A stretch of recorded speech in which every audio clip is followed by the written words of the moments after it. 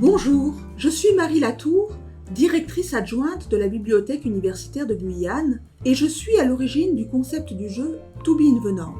Je l'ai d'abord réalisé sous forme de jeu de plateau, puis j'ai voulu en créer une version numérique afin de pouvoir l'utiliser dans des cours donnés à distance. Ce jeu me sert à former les étudiants de master et de doctorat à l'écriture de références bibliographiques. To Be in the Norms est un jeu qui a pour objectif de sensibiliser les étudiants à la minutie avec laquelle ils doivent rédiger leur bibliographie dans le style bibliographique qu'ils ont choisi ou qui leur a été imposé. À l'heure où de nombreux logiciels de gestion de références bibliographiques existent, comme Zotero par exemple, il n'est bien sûr pas question de leur faire rédiger des bibliographies à la main. Cependant, j'ai pu remarquer lors de mes précédentes expériences que les étudiants méconnaissent souvent les règles de présentation d'une bibliographie, ce qui les amène à développer une mauvaise utilisation de Zotero et donc à générer des bibliographies truffées d'erreurs formelles. Par ce jeu, je souhaite leur faire comprendre quel est le degré de précision d'un style bibliographique à respecter, que ce soit dans la sélection des données bibliographiques ou dans leur ordonnancement au sein d'une référence, dans l'application de la ponctuation ou des règles typographiques, ou encore dans la position de majuscules ou de minuscules. L'objectif est que ces étudiants puissent développer une démarche critique sur leur utilisation d'un logiciel de gestion de références bibliographiques et qu'ils soient capables de s'autocorriger pour générer des bibliographies irréprochables. Dans To Be in the Norms, la référence bibliographique se trouve décomposée, comme un puzzle dont il faut assembler les morceaux. Sa résolution se déroule en 5 phases successives. Au cours de la première phase, l'étudiant doit placer les données bibliographiques de la référence dans l'ordre imposé par le style bibliographique qu'il a choisi. Au cours de la seconde phase, il doit placer les bons signes de ponctuation entre les données.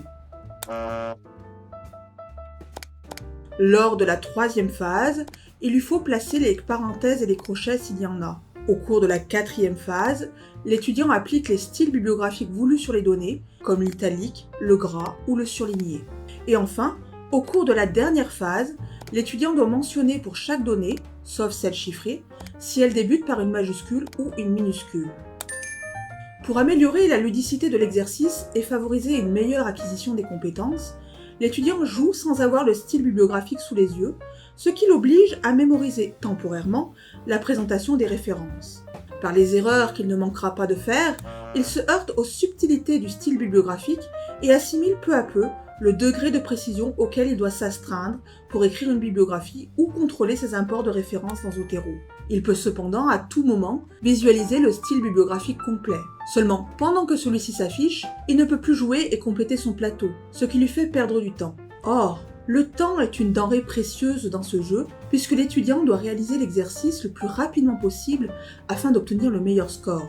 À côté du mode solo, un mode multijoueur existe au sein duquel les étudiants peuvent se mettre en concurrence entre eux, les uns contre les autres ou en équipe. Qui parmi la promotion sera le premier à terminer l'exercice et à remporter la victoire ? Pour les enseignants, il existe également un éditeur de normes disponible sur authentification sur la plateforme Ikigai. En effet, le jeu ne dispose actuellement que de 3 styles bibliographiques parmi les plus courants, l'APA 7e édition, la norme ISO 690 et Vancouver. Mais les enseignants qui le souhaitent sont invités à créer un nouveau style bibliographique ou à en compléter un déjà présent dans le jeu, afin de pouvoir faire jouer leurs étudiants sur les styles bibliographiques qui leur sont imposés et qui peuvent varier selon les établissements.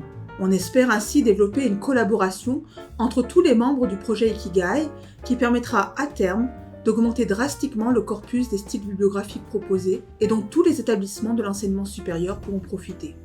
Le grand avantage de ce jeu est de pouvoir être utilisé dans le cadre d'un cours donné à distance. Ce catalyseur pédagogique peut être proposé aux étudiants dans le cadre d'un cours donné en mode asynchrone à partir d'une plateforme pédagogique telle Moodle par exemple.